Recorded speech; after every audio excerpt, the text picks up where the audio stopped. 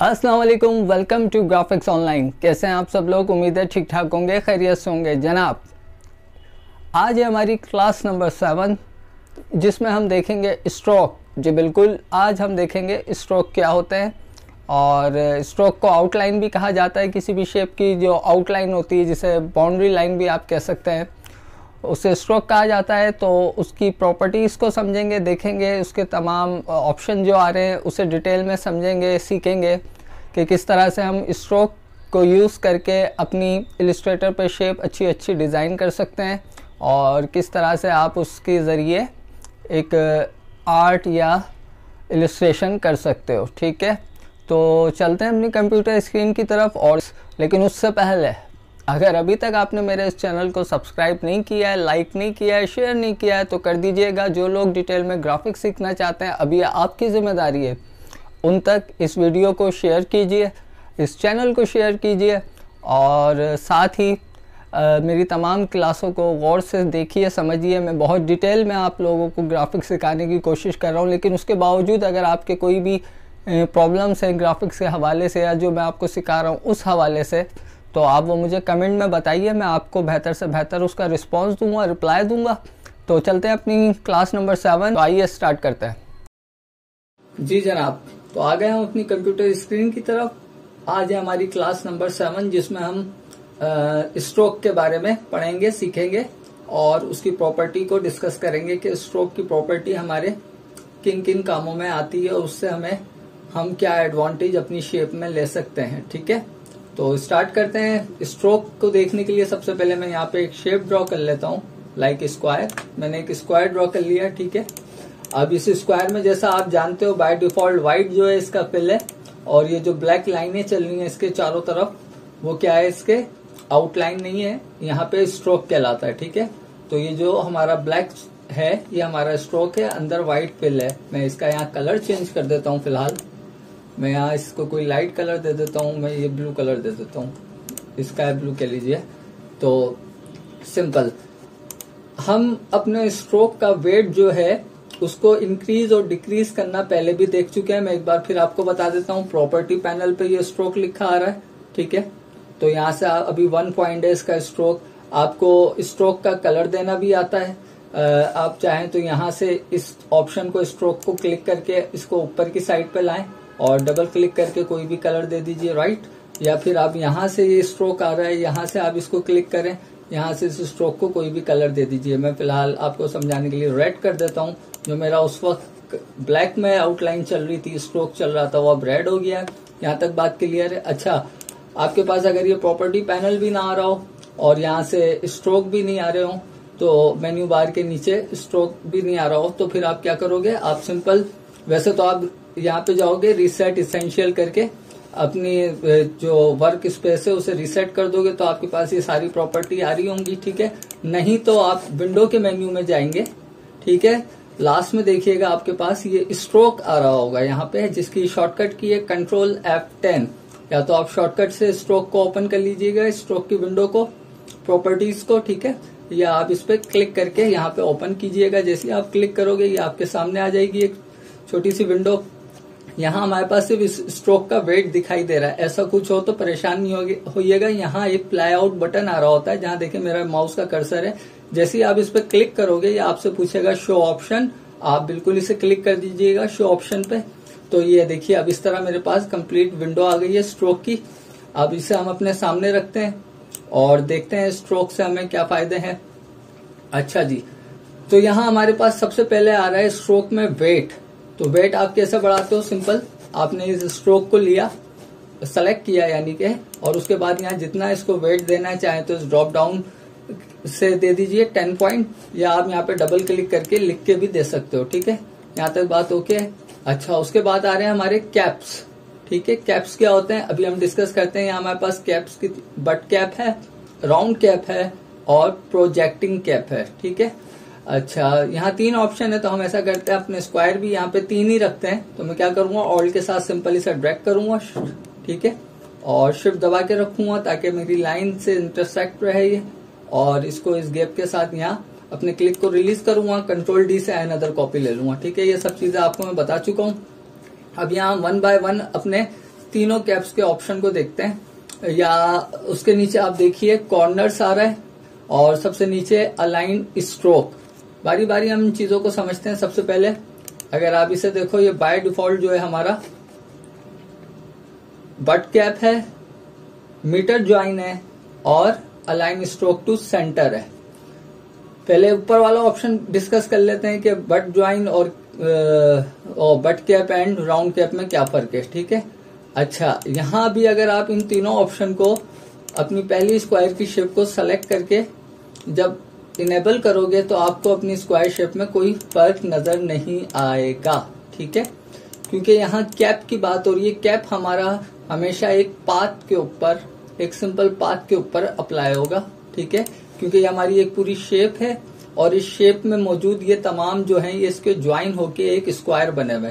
तो यहाँ जो हमारा अभी फर्स्ट ऑप्शन है वो फिलहाल इस शेप के ऊपर वर्क नहीं करेगा। हम अभी आगे देखेंगे किस तरह से हम अपने पहले ऑप्शन को यूज कर सकते हैं। तो पहला हम देख लेते हैं। फिर कॉर्नर, कॉर्नर क्या है आप इसको सेलेक्ट कीजिए। बाय डिफॉल्ट जो होता है ये आपका मीटर ज्वाइन होता है। ज्वाइन क्या होता है मैं थोड़ा आपको जूम करके बताऊं।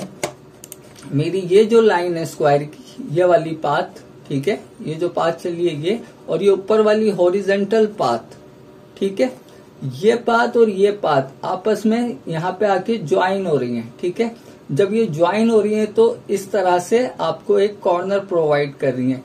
तो यहाँ ज्वाइन से मुराद कि मेरी ये वर्टिकली और हॉरिजेंटली पाथ आपस में जो ज्वाइन हो रही हैं, तो ये इस ज्वाइन की बात कर रहा है। ठीक है, तो अगर मैं बाय डिफॉल्ट ये यहाँ पे कॉर्नर के अंदर है, कॉर्नर के अंदर मीटर ज्वाइन है। ठीक है, अब ये हमारा बाय डिफॉल्ट पहला ऑप्शन ऐसा ही आता है। जब भी आप बाय डिफॉल्ट जब भी कुछ ड्रॉ करोगे, शेप बनाओगे स्क्वायर, तो वो हमें मीटर ज्वाइन में ही मिलेगी।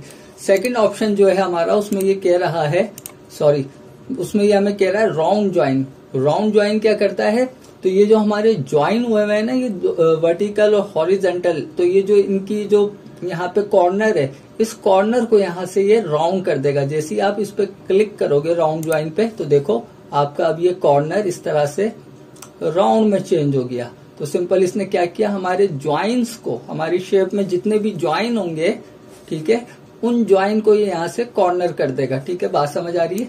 मैं इसको थोड़ा ड्रैग करता हूँ, यहाँ ले आता हूँ। ये देखें इसके चारों कॉर्नर इस वक्त ज्वाइन हो गए। इसी तरह तीसरा ऑप्शन हमारे पास क्या है, बेवल ज्वाइन। बेवल ज्वाइन क्या करता है, सिंपल हम अपनी थर्ड शेप पे आते हैं, इसको सेलेक्ट करते हैं और बेवल ज्वाइन करके देख लेते हैं। बेवल ज्वाइन ने इस बार क्या किया, हमारे इस ज्वाइन को कॉर्नर नहीं किया, बल्कि यहाँ से इसे बेवली जो है वो इस तरह से स्लाइस करके हमारा ज्वाइन हमें दे दिया। ठीक है, तो यहाँ आपको कॉर्नर ज्वाइन की बात समझ में आ गई कि यहाँ ज्वाइन से क्या मुराद है। ये शेप जो आपस में तैयार हुई है तमाम वर्टिकल एंड हॉरिजेंटल पाथ से मिलके, और जो इसके कॉर्नर है ये आपस में जो मर्ज हो रहे हैं एक दूसरे से, उसको यहाँ ज्वाइन कहा जा रहा है। ठीक है भाई, यहाँ तक ओके। अच्छा, उसके बाद नीचे हम आ जाते हैं अलाइन स्ट्रोक। पहला हमारे पास जो आ रहा है वो आ रहा है अलाइन स्ट्रोक टू सेंटर। मतलब अभी आप इस अगर शेप को सेलेक्ट करते हो तो देखो हमारा ये जो पाथ है, ये जो पाथ है हमारी, इससे हमारा स्ट्रोक जो है इनसाइड भी है और हमारा स्ट्रोक इससे आउटसाइड भी है। हमने अपना स्ट्रोक दिया हुआ है 10 पॉइंट। तो आप यूं समझ लो कि मैं इसको थोड़ा और जूम करता हूं, ये जो हमारा एरिया है इस पास से नीचे तक का ये 5 पॉइंट, और इस पास से लेके ऊपर तक का एरिया ये 5 पॉइंट। तो इस तरह ये बिल्कुल इस पाथ के इनसाइड एंड आउटसाइड दोनों जगह मिला के हमें 10 पॉइंट का स्ट्रोक दे रहा है। ठीक है, तो ये बाय डिफॉल्ट हमारे पास यही होता है। उसके साथ ही आ रहा है हमारे पास अलाइन टू स्ट्रोक इनसाइड। इसका मतलब ये है कि स्ट्रोक तो होगा आपके, लेकिन वो अलाइन होगा इनसाइड। मतलब कि अभी तो ये इस पाथ के इनसाइड भी है आउटसाइड भी है, लेकिन जब आप इसको सेकंड ऑप्शन को यहाँ पे लोगे तो ये जो ऊपर वाले आपके 5 पॉइंट है वो यहाँ से हटके इधर नीचे की साइड पे ऐड हो जाएंगे। तो अब आपका स्ट्रोक जो है वो क्या हो जाएगा, ऊपर से खत्म हो जाएगा, इनसाइड पे टोटली जो आपने 10 पॉइंट दिया वो इनसाइड आ जाएगा। करके देखते हैं, हमने इसे सेलेक्ट किया, ठीक है, और उसके बाद इस बार इसे कह दिया अलाइन स्ट्रोक टू इनसाइड। अब आप देखो ऊपर से जो था हमारा स्ट्रोक वो चला गया है और तमाम स्ट्रोक जो है हमारा इस पाथ के इनसाइड आ गया है, यानी कि अंदर की साइड आ गया। बात समझ में आ रही है। इसी तरह हम अपना अब तीसरा ऑप्शन देखते हैं। ये हमें क्या बता रहा है, हम इसे सेलेक्ट करते हैं और इसको भी फिलहाल समझने के लिए हम यही कर देते हैं मीटर ज्वाइन। और अभी सिर्फ हम बात कर रहे हैं अपने अलाइन स्ट्रोक की। तो मैंने इसे सेलेक्ट किया और यहाँ पे आया तो मुझे यहाँ बता रहा है अलाइन स्ट्रोक टू आउटसाइड। यहाँ उसने क्या किया था, हमारा स्ट्रोक जो था वो इस पाथ के दोनों साइडों पे था 5-5 पॉइंट, ठीक है। और इस शेप के अंदर उसने क्या किया था, हमारा स्ट्रोक इस पाथ के अपर साइड से खत्म करके इनसाइड ले लिया था, यानी कि आउटसाइड से खत्म करके इनसाइड ले लिया था। लेकिन अब इस वाली शेप में वो क्या करेगा इस ऑप्शन से कि हमारा पाथ इनसाइड से खत्म करके आउटसाइड पे ले लेगा। मैं इसे सेलेक्ट करता हूं और यहां इसे कहता हूं इस बार अलाइन स्ट्रोक टू आउटसाइड। तो अब आपने देखा, अब आप इस तरह देखो, ये जो मैंने शेप ड्रॉ की थी आपके सामने फर्स्ट टाइम, ये एक ही मतलब साइज में ली थी, यानी कि इसकी विड्थ एंड हाइट सेम थी। लेकिन जब हमने इसको स्ट्रोक नॉर्मल रखा, यानी कि यह वाला स्ट्रोक रखा अलाइन स्ट्रोक टू सेंटर, तो कुछ हमारा साइज ऐसा लग रहा था। जब हमने इसको इनसाइड स्ट्रोक किया तो हमारी शेप में कुछ विड्थ एंड हाइट में कमी आई, यानी कि छोटी लग रही है। और जब हमने उसे आउटसाइड किया तो जब हमारा स्ट्रोक पूरा बाहर निकल गया 10 पॉइंट का, तो हमारी शेप बड़ी लग रही है। लेकिन इन तमाम शेप का साइज सेम है। अगर मैं इन तमाम शेप को बाय डिफॉल्ट कर दूं तो देखिए अब मेरी तमाम शेप सेम हो चुकी हैं। और इसको मैं राउंड को भी यहाँ मीटर ज्वाइन कर दूं तो अब आप देखोगे कि मेरी तमाम शेप जो है अब इक्वली मुझे नजर आ रही हैं, ठीक है। लेकिन अगर मैं इनके सिर्फ और सिर्फ स्ट्रोक की अलाइनमेंट चेंज करता हूं तो मुझे अपनी शेप में वाज़ेह फर्क नजर आएगा, जबकि मेरी शेप का साइज मैंने चेंज नहीं किया। लेकिन सिर्फ स्ट्रोक की अलाइनमेंट चेंज करने से मेरी जो शेप है वो मुझे छोटी और बड़ी नजर आ रही है, यानी कि उसका Y axis and X axis की जो मेजरमेंट है उसमें फर्क नजर आ रहा है। जबकि ऐसा नहीं है, सिर्फ हमारी स्ट्रोक की अलाइनमेंट हमने चेंज की है। यहां तक बात समझ में आ गई, ठीक है। मैं इसे बाय डिफॉल्ट कर देता हूं। यहां तक से मुझे आपको बात समझानी थी तो मैंने समझा दी। अच्छा जी, उसके बाद हम आ जाते हैं इसके नीचे ऑप्शन पे। ये कह रहा है डैश लाइन। अगर आप चाहते हो ये जो आपकी लाइन चल रही है, ठीक है, चारों तरफ ये जो स्ट्रोक की लाइन चल रही है ये डैश लाइन में कन्वर्ट हो जाए, तो आपको कुछ नहीं करना है, सिंपल यहाँ पे आके से कह देना है डैश लाइन। जैसे ही आपने इसे डैश लाइन किया तो उसने क्या किया, आपकी जो एक पाथ चल रही थी स्ट्रेट जिसपे स्ट्रोक चल रहा था, उस स्ट्रोक को इसने जो आपने फिल दिया हुआ था उस फिल को इसने डैश में कन्वर्ट कर दिया। अगर आप इसे जूम करके देखो तो आपकी पाथ को इसने डैश में कन्वर्ट नहीं किया, आपकी पाथ उसी तरह स्ट्रेट ही चल रही है। आप देखो ये ब्लू लाइन आपकी पाथ के साथ जा रही है, तो ये आपको बता रही है कि पाथ तो आपकी बिल्कुल स्ट्रेट है, लेकिन जो आपने उसे फिल दिया हुआ था अपने स्ट्रोक को, इसने उसको डैश में कन्वर्ट कर दिया। आप चाहो तो इस डैश के साइज और स्पेस को बढ़ा भी सकते हो और कम भी कर सकते हो। वो किस तरह से, हम इस शेप में देखते हैं। यहाँ मैं जैसे ही इसे डैश ऑन करता हूँ, यहाँ मैंने इसे कहा हुआ है 12 पॉइंट मुझे डैश चाहिए, यानी कि एक डैश का जो साइज होगा, इसका पूरा साइज वो 12 पॉइंट का होगा। मैं अगर इसे यहाँ कहूँ कि नहीं मुझे 12 की जगह 6 पॉइंट का दो, तो अभी क्या होगा, मेरे जो डैश हैं इसके साइज जो है वो छोटे हो जाएंगे। देखें, हो गए छोटे। और जब साइज छोटा हुआ है तो हमारे डैशेस भी बड़े होंगे, ठीक है। अब यहाँ मुझसे कह रहा है गैप, मतलब कि इसमें और इसमें, इन दोनों में हमें कितना पॉइंट का गैप चाहिए। मैं अगर कह देता हूं मुझे 2 पॉइंट का गैप चाहिए, अभी बाय डिफॉल्ट वो 60 पॉइंट का गैप ले रहा है। जैसे मैं इसे 2 करूंगा, देखिएगा मेरे डैशेस में इजाफा होगा। देखा आपने, बढ़ गए मेरे डैश। पहले यहाँ 6 पॉइंट आ रहे थे। बाय डिफॉल्ट ये चलता है, जो वैल्यू आप अपने फर्स्ट पॉइंट पे दोगे वही सब पे अप्लाई होगी। लेकिन अगर आपको चेंज करना है तो आप 1 बाय 1 अपने वैल्यू को यहाँ चेंज करके अपने डैशेस को यहाँ से चेंज कर सकते हो, ठीक है। बात समझ आ रही है। इसी तरह मैं कहता हूँ मुझे सेकंड डैश जो चाहिए वो 4 पॉइंट का चाहिए। तो अब देखिए क्या होगा, आपने देखा उसने मुझे जो मेरा सेकंड डैश दिया है, ये हमारे 6 पॉइंट के डैश थे, ये मेरा सेकंड डैश आ गया है जो कि कितने पॉइंट का है, 4 पॉइंट का। अब इसके अंदर मुझे कितना गैप चाहिए, मैं कहता हूं 1 पॉइंट का। तो अब आप देखो मेरे इस 4 पॉइंट वाले ये जो 4 पॉइंट वाला मेरा डैश आ रहा है और ये मेरा 6 पॉइंट वाला डैश आ रहा है, इन दोनों के दरमियान 1 पॉइंट का गैप आ गया है। ठीक है, इसी तरह आप मजीद चाहते हो और आपको डैश चाहिए, इस बार आपको मुझे 8 पॉइंट का डैश चाहिए। और अब आप देखो क्या होगा, कुछ इस तरह से आप अपने जो डैशेस हैं स्ट्रोक के, उन्हें इंक्रीज एंड डिक्रीज और उनके गैप को सेट कर सकते हो। यहां तक बात समझ में आ रही है? कोई इशू हो तो मुझे कमेंट में जरूर बताइएगा, मैं इसको और डीपली डिटेल में समझा दूंगा। मुझे कोई प्रॉब्लम नहीं है आप लोगों को समझाने के लिए। मेरा मेन टास्क ये है कि आपको बात समझ में आए और आपका कॉन्सेप्ट क्लियर हो। तो यहाँ तक आपको इन डैश लाइनों का फर्क समझ आ गया होगा, ठीक है, और किस तरह से आप अपनी इन चीजों को डैश दे सकते हो। आपको डैश नहीं चाहिए, ये बहुत सी जगहों पे हमारी बहुत अच्छी अच्छी जो है मतलब आर्ट बनाने में हमें मदद करते हैं। ऐसा नहीं है कि ये स्ट्रोक के अंदर डैशेस जो हैं ये किसी वजह हमारे इस्तेमाल में नहीं आते, बहुत इस्तेमाल में आते हैं। अगर आप इसको देखो, अच्छा एक चीज और मैं यहाँ आपको बताना चाह रहा हूँ कि अगर आप चाहते हो कि आपके ये डैशेस जो है वो पॉइंट में आने लगे, पॉइंट में आने के लिए क्या है कि आप पहले एक बात का ख्याल रखना, जो आपने वेट दिया हुआ है ना इस 10 पॉइंट का, जब आप यहाँ डैश दोगे तो उसको भी पहले तो इन सबको मैं 0 कर देता हूं। बाय डिफॉल्ट जो होती है 0 0 0 एंड 0। जब आप इसे 0 कर दोगे और उसके बाद आप देखो कि आपका जो वेट है यहाँ पे वो 10 पॉइंट है, ठीक है, और जो आप डैश दे रहे हो वो 6 पॉइंट के हैं। तो आपका जो एक पॉइंट होगा वो आपको पता है कि चारों एंगल जब तक उसके बराबर नहीं होंगे वो पॉइंट की शेप इख्तियार नहीं करेगा।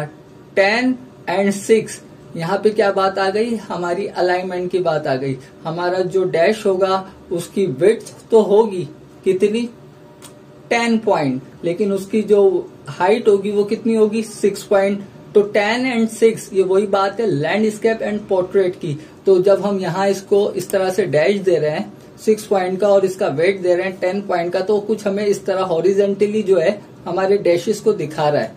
ये कुछ हॉरिजेंटली हमारे डैशेस हमारे सामने आ रहे हैं। आप चाहते हो कि पॉइंट की सूरत में इक्वली एक स्क्वायर एक छोटा सा पॉइंट लगे, तो आप क्या करोगे, जो वैल्यू आपकी यहाँ डैश पे 6 पॉइंट है वही वैल्यू आप ऊपर 6 पॉइंट दे दो। तो अब अगर आप देखोगे, सॉरी ये मेरे यहाँ से 6 पॉइंट दे देते हैं। अगर अब आप देखोगे इसे छोटा करके, तो अब आप देखो ये आपको एक तरह से पॉइंटेड डैश में जितना छोटा करोगे आपको ये पॉइंटेड डैश में नजर आ रहा है। मतलब इसकी विड्थ एंड हाइट जो है वो सेम हो गई 6 पॉइंट पे।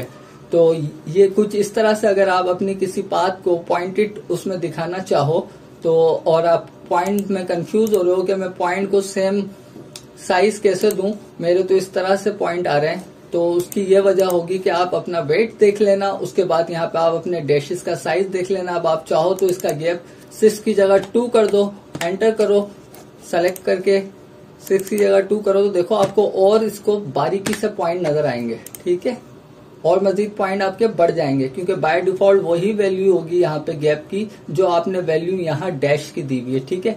यहाँ तक बात क्लियर है, ठीक है। अब हम चलते हैं आगे की तरफ। ये है एरो हेड।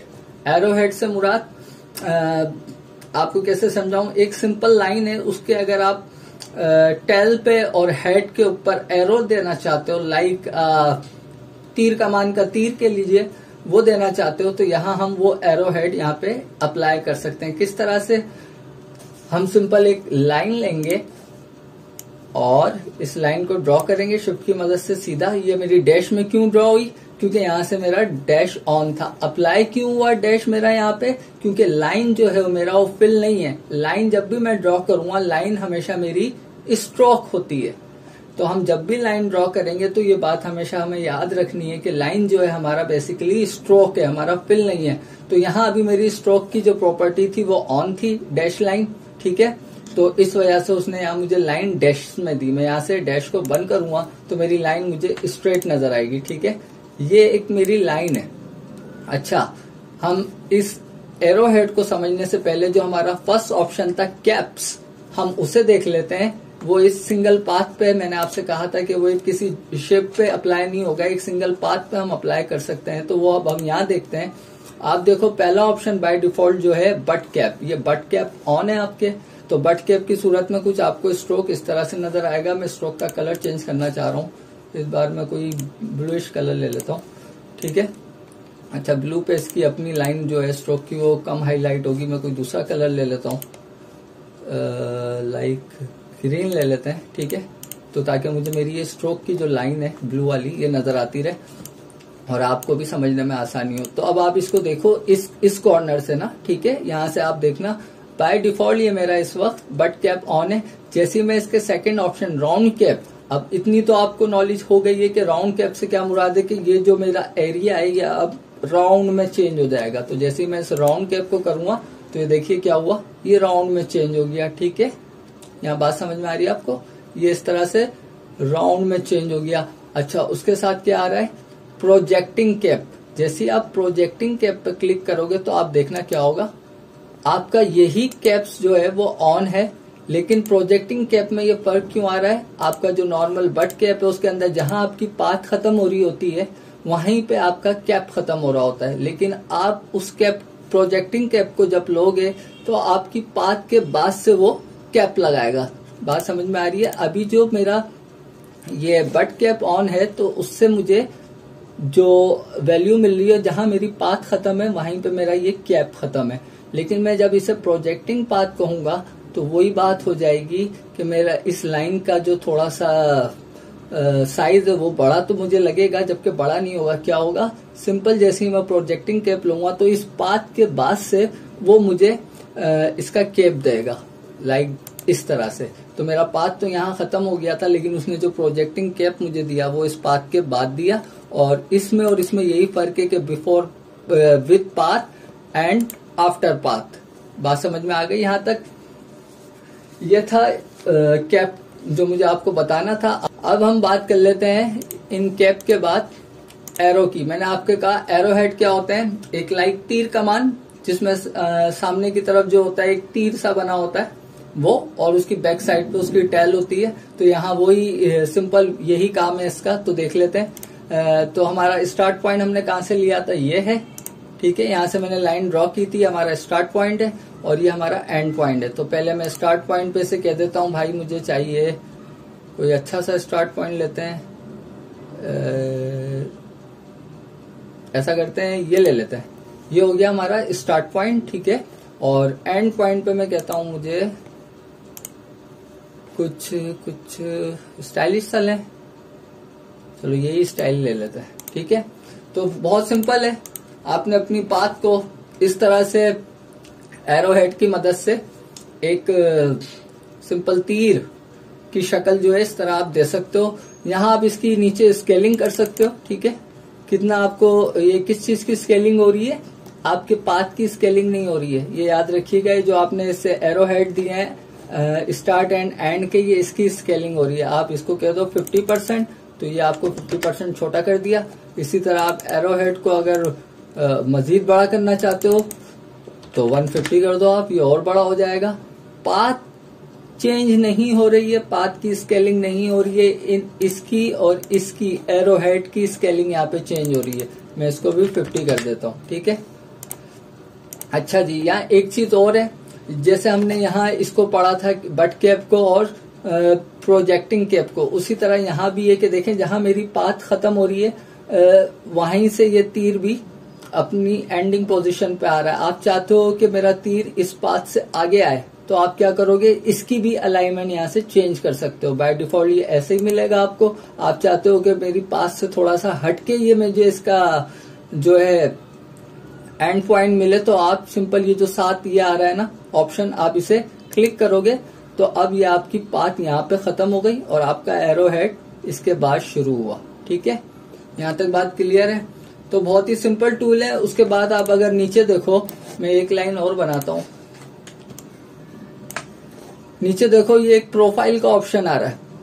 प्रोफाइल के ऑप्शन में जैसे ही आप क्लिक करोगे तो ये कुछ बाय डिफॉल्ट स्ट्रोक की आपको शेप दी हुई है। अगर आप अपनी इस लाइन को कोई शेप देना चाहते हो कि वो स्टार्ट पॉइंट उसका और एंड पॉइंट यानी कि वही एरो हेड की बात हो रही है, वो कुछ इस तरह से आए। जैसे पहला ऑप्शन है कि इसका जो कॉर्नर है वो एज में हो, यानी कि बिल्कुल इस तरह से हो और आगे जाके एज में हो, लेकिन बीच में से इस तरह ओवल टाइप हो, राउंड में हो। तो आप जैसे ही इसको क्लिक करोगे तो आप अपनी पाथ को देखो इस वक्त तो उसी शेप के अंदर आ गई। तो अगर आप अपनी किसी स्ट्रोक को, पाथ को इस तरह से कोई स्ट्रोक देना चाहते हो तो आप दे सकते हो। आप इस तरह से चाहो तो इस तरह से भी दे सकते हो। ठीक है, ये कोई इतना मुश्किल मरहला नहीं था। मैं इसकी आपको मजीद क्या डिटेल बताऊं। तो बस ये कुछ इस तरह से याद रखिएगा, ये चीजें हमेशा याद रखिएगा। आपकी लाइन जो है वो एक स्ट्रोक है, फिल नहीं है, और जितना भी आपका स्ट्रोक का पैनल है वो स्ट्रोक पे ही काम करेगा। आप चाहो कि अपने फिल के ऊपर स्ट्रोक की चीजें अप्लाई कर दो, वो हरगिज नहीं होंगी, क्योंकि जाहिर सी बात है स्ट्रोक जो है वो आपका स्ट्रोक पे ही काम करता है। तो उम्मीद है आपको आज की क्लास समझ आई होगी और पसंद आई होगी। अगर आपको इस स्ट्रोक की क्लास में कोई भी इश्यू है तो आप मुझे बताइए, मुझे कमेंट कीजिए, मुझसे पूछिए। जी जनाब, तो कैसी लगी आपको आज की मेरी क्लास? उम्मीद है पसंद आई होगी, और अगर पसंद नहीं आई है या आपके कोई सवाल आते हैं तो आप मुझे कमेंट करके ज़रूर बताइएगा, मैं आपको उसका बेहतर से बेहतर रिप्लाई दूंगा। तो मिलते हैं इंशाल्लाह अपनी नेक्स्ट क्लास में। तब तक के लिए मुझे और ग्राफिक्स ऑनलाइन को इजाज़त दीजिए। अपना बहुत ख्याल रखिएगा। Too much take care. अल्लाह हाफ़िज़।